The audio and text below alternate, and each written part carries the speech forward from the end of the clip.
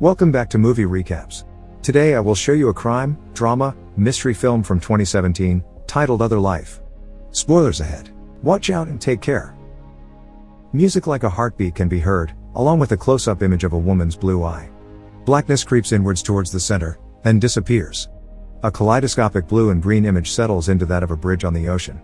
Ren Amari and Jared Amari sit on the beach in black wetsuits. Ren asks Jared if he wants to go back into the water. He declines and asks if she is going to stay there forever, but gives in after Ren tempts him with the goggles and flippers. They both swim through the clear water. Another kaleidoscopic image settles into a view from a building window. Ren opens her eyes with a stream of black fluid dripping from her right eye. She is sitting on the floor, surrounded by empty plastic eyedroppers. A countdown clock shows that Other Life will go live in a little over 6 days. Voiceover begins from Ren sitting in an interview with the TDA, a drug administration. An interviewer comments on her exceptional academic record which ended 4 years ago. Ren responds that it was due to an accident where her brother nearly drowned. The interviewer offers her condolences, but Ren clarifies that her brother had survived the incident. They discuss Other Life as a difficult to classify technology. Ren describes it, not as a drug, but as a biological software that allows one to program new memories, indistinguishable from reality on a chemical level. Ren visits her brother in the hospital. He is in a coma. She sets up a laptop and headband device to read his brain waves before she uses another eyedropper to drip the black fluid into his eye.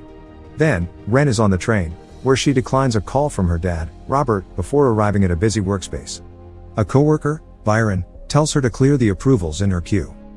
Back in her other life, Ren jumps out of a plane and parachutes to the ground before she wakes up in a testing room with Byron. A cut back to the interview reveals that Ren's father has been vocal about the potential dangers of prolonged exposure to her technology. He fears physical symptoms could include seizures and brain death.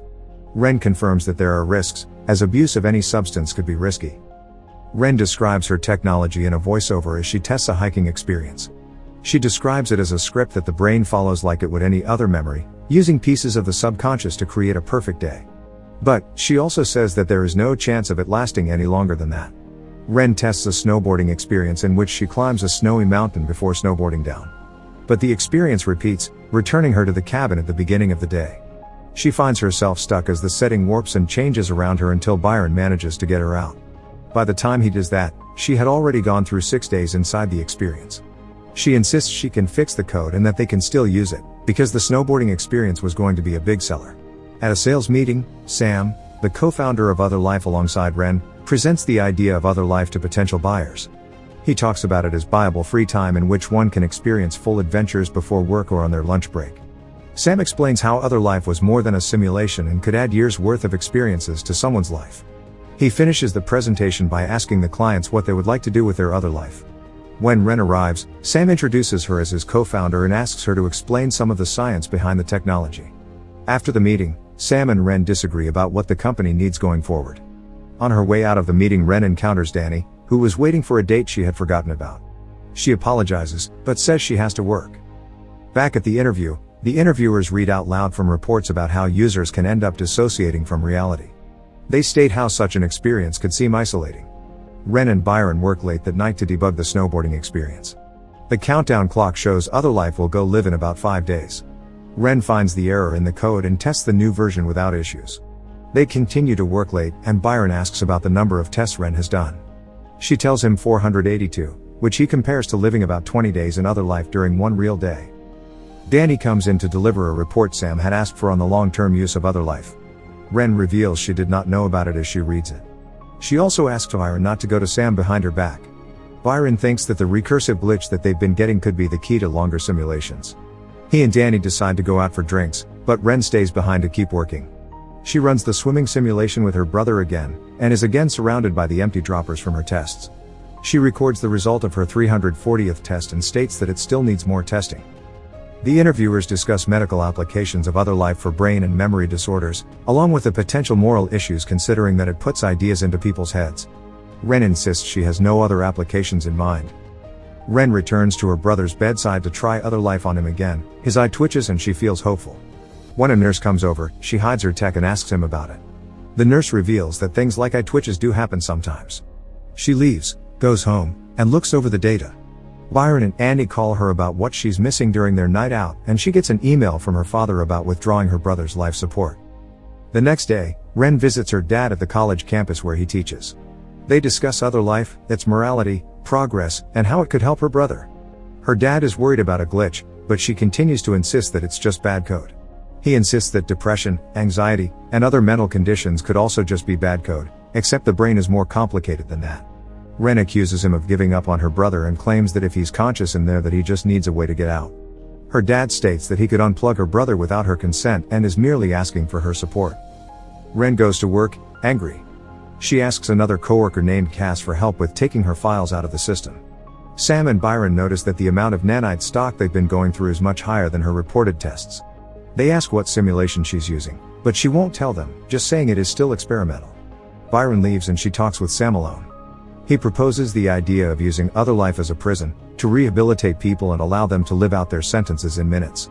But, Ren refuses and Sam gets angry, shouting at her to get back to work on the actual product. She leaves and runs into Danny outside. He tries to find out what's wrong but she doesn't want to talk about it. Instead, they both leave and they make love.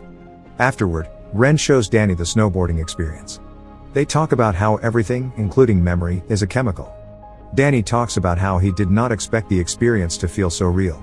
Then, as Ren checks her phone, Danny grabs another dropper from her purse and tries it, thinking that it was another of the same snowboarding experience.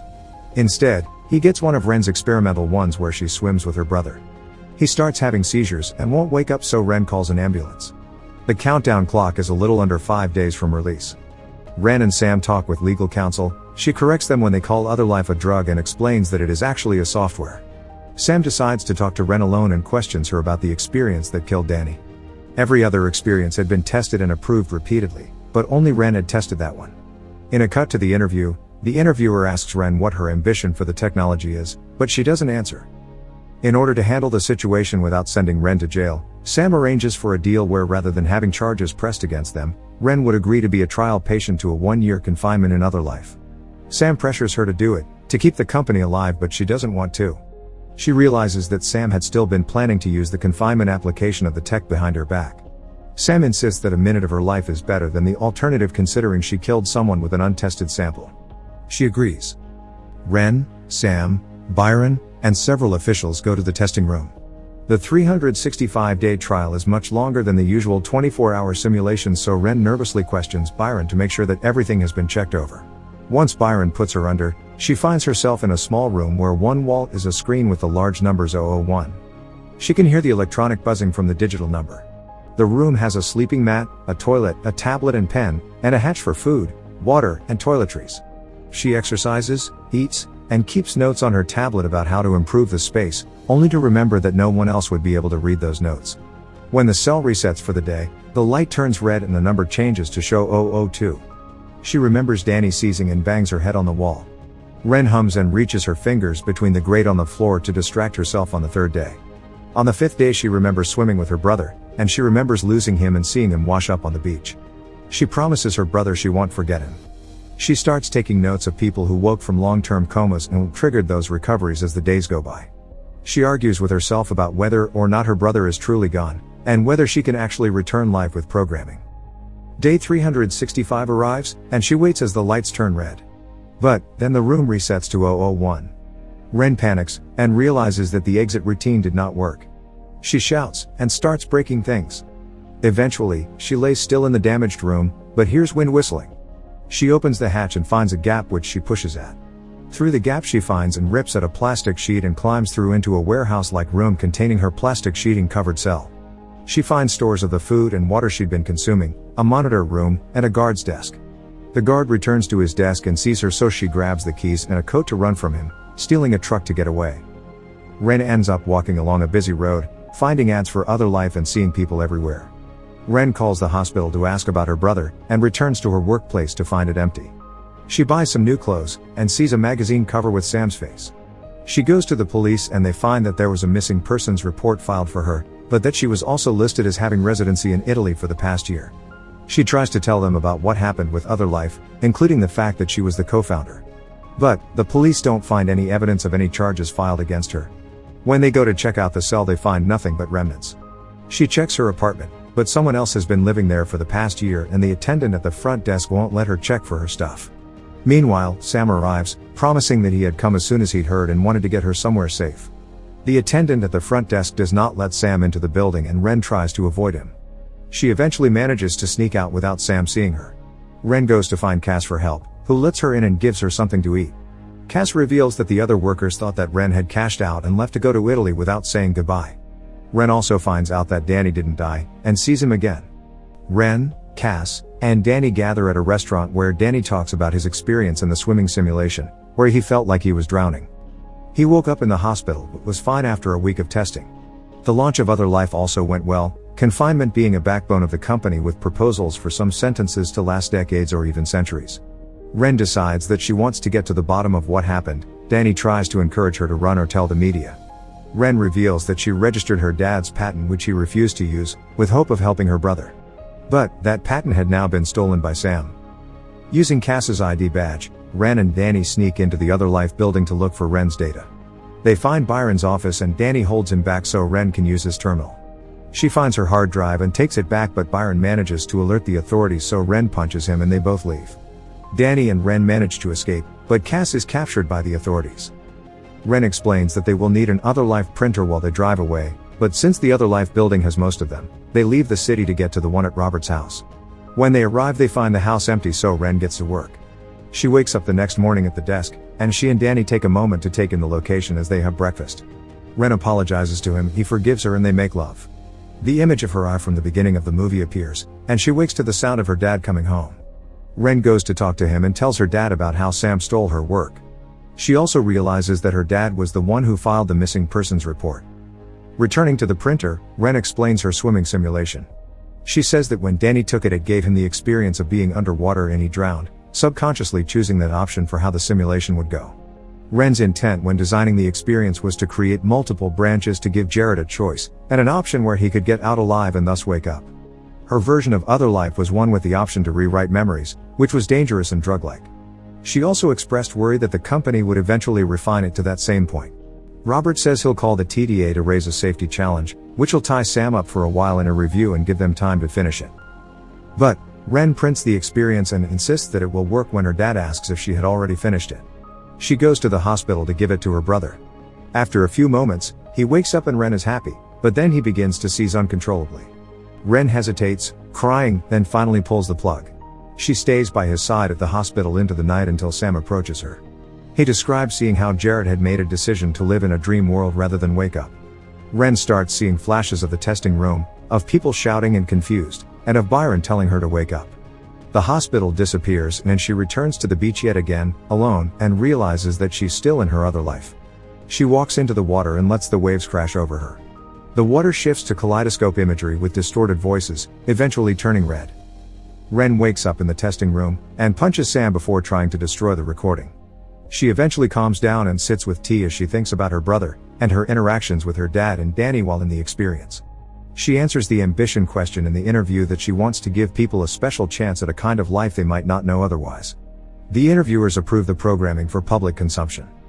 Sam and Ren talk where she apologizes for punching him and tells him she wants to withdraw from the company to focus on research and development. She would leave the company with Sam but would keep the patent. This angers Sam, and he throws something from his desk once she leaves. Ren attends Danny's funeral where he is cremated, and talks to her dad about Sam. She asks him to come with her to the hospital. Before Ren can get to the hospital, she receives a call from Sam. He tells her that she needs to see something in person, so she goes back to the office and is greeted by things being put away. She finds Sam and Byron reviewing her experience. They realize that she had managed to break out of the prison, and get excited about it as a potential interactive experience.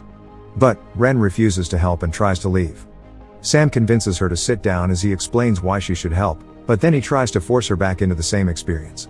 At first, Byron refuses to help until Sam tells him that the sooner he helps, the sooner Ren can get back to them, so Byron sets up the experience. Ren finds herself back in the prison, where she starts thinking her way through the days and she manages to wake up on her own. When she gets up, she wipes the fluid from her cheek and forces Sam into the same experience. Her and Byron watch as Sam goes through the days until the system crashes and they realize that they will have to wake him up or he could die. But, Ren waits to do so until he has gone through all 365 plus 1 days like she had. Sam wakes up, and Ren and Byron leave him to sob in the chair. Later, Ren meets with her father at the hospital and they mourn Jared's death.